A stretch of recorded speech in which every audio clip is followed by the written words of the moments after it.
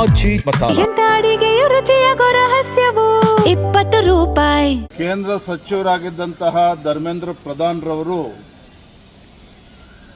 Neat ವಿಚಾರದಲ್ಲಿ ತಮ್ಮ ರಾಜೀನಾಮೆಯನ್ನು ಸಲ್ಲಿಸಿದ್ದಾರೆ. ದೃಶ್ಯ ಮಾಧ್ಯಮಗಳಲ್ಲಿ ಕಾಂಗ್ರೆಸ್ ನಾಯಕರ ಹೇಳಿಕೆಗಳನ್ನು ನಾನು ಗಮನಿಸ್ತಾ ಇದ್ದೇನೆ. ತಮ್ಮ ಹೋರಾಟಕ್ಕೆ ಸಂದಿರ್ತಕ್ಕಂಥ ಗೆಲುವು ಅಂತೇಳಿ ರಾಹುಲ್ ಗಾಂಧಿ, ಪ್ರಿಯಾಂಕಾ ಗಾಂಧಿ ಆದಿಯಾಗಿ ರಾಜ್ಯದ ಕಾಂಗ್ರೆಸ್ ಪುಡಾರಿಗಳು ಕೂಡ ಹೇಳಿಕೆಗಳನ್ನು ನೀಡ್ತಾ ಇದ್ದಾರೆ, ತಮ್ಮ ಹೋರಾಟದ ಗೆಲುವು ಅಂತೇಳಿ.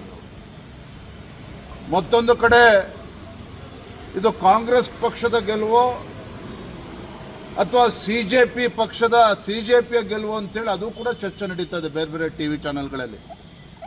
ನಾನು ಹೇಳ್ತಾ ಇದ್ದೇನೆ, ಧರ್ಮೇಂದ್ರ ಪ್ರಧಾನ್ ರವರು ತಮ್ಮ ಜೀವನದುದ್ದಕ್ಕೂ ಸಹ ಈ ದೇಶದ ವಿದ್ಯಾರ್ಥಿಗಳ ಧ್ವನಿಯಾಗಿ ಅಖಿಲ ಭಾರತೀಯ ವಿದ್ಯಾರ್ಥಿ ಪರಿಷತ್ ಎಬಿವಿಪಿಯ ಮುಖೇನ ವಿದ್ಯಾರ್ಥಿಗಳ ಧ್ವನಿಯಾಗಿ ಹಲವಾರು ವರ್ಷಗಳಿಂದ ಹೋರಾಟವನ್ನು ಮಾಡ್ಕೊಂಡು ಬಂದಿರತಕ್ಕಂಥವ್ರು. ದುರದೃಷ್ಟ ಇವತ್ತು ನೀಟ್ ಪ್ರಶ್ನೆ ಪತ್ರಿಕೆ ಲೀಕ್ ಆಗಿರುವಂಥದ್ದು, 20ಕ್ಕೂ ಹೆಚ್ಚು ವಿದ್ಯಾರ್ಥಿಗಳು ಆತ್ಮಹತ್ಯೆ ಮಾಡ್ಕೊಂಡಿರ್ತಕ್ಕಂಥದ್ದು, ಇದು ಯಾರೂ ಕೂಡ ಒಪ್ಕೊಳ್ತಕ್ಕಂಥ ಪ್ರಶ್ನೆ ಇಲ್ಲ, ನೋವು ತಂದಿರುವಂಥ ಸಂಗತಿ. ಆದರೆ ಇಂಥ ಸಂದಿಗ್ಧ ಪರಿಸ್ಥಿತಿಯಲ್ಲಿ ವಿದ್ಯಾರ್ಥಿಗಳು ದೆಹಲಿಯಲ್ಲಿ ಶಾಂತಿಯುತವಾಗಿ ಪ್ರತಿಭಟನೆ ಮಾಡ್ತಾ ಇದ್ದಾರೆ. ವಿದ್ಯಾರ್ಥಿಗಳ ಪ್ರತಿಭಟನೆಯನ್ನು ದುರುಪಯೋಗ ಪಡಿಸಿಕೊಂಡು ತಮ್ಮ ರಾಜಕೀಯ ಬೇಳೆಯನ್ನು ಬೇಯಿಸ್ಕೊಳ್ತಕ್ಕಂಥ ಷಡ್ಯಂತ್ರ ಕುತಂತ್ರಗಳು ನಡೀತಾ ಇದ್ದಾವೆ.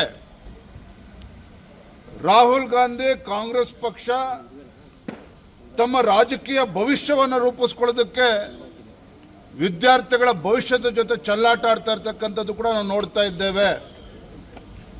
ಇದರ ಜೊತೆಗೆ ಕೆಲವು ಸಮಾಜಘಾತುಕ ಶಕ್ತಿಗಳು ಕೂಡ ಈ ದೇಶದಲ್ಲಿ ಒಂದು ಅಭದ್ರತೆಯನ್ನು ನಿರ್ಮಾಣ ಮಾಡಬೇಕು, ಈ ದೇಶದಲ್ಲಿ ಒಂದು ಅರಾಜಕತೆ ಸೃಷ್ಟಿ ಮಾಡಬೇಕು.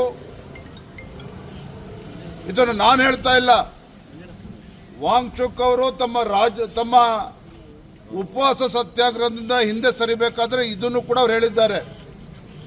ವಿದ್ಯಾರ್ಥಿಗಳ ಹೋರಾಟವನ್ನು ಕೆಲವು ಸಮಾಜಘಾತುಕ ಶಕ್ತಿಗಳು ದುರುಪಯೋಗ ಪಡಿಸ್ಕೊಳ್ತಾ ಇದ್ದಾವೆ, ಅದಕ್ಕೋಸ್ಕರ ನಾವು ಉಪವಾಸವನ್ನು ಹಿಂತೆಗೆದುಕೊಳ್ತಾ ಇದ್ದೇನೆ ಅನ್ನೋ ಮಾತನ್ನು ವಾಂಗ್ಚುಕ್ ಅವರು ಕೂಡ ಹೇಳಿದ್ದಾರೆ.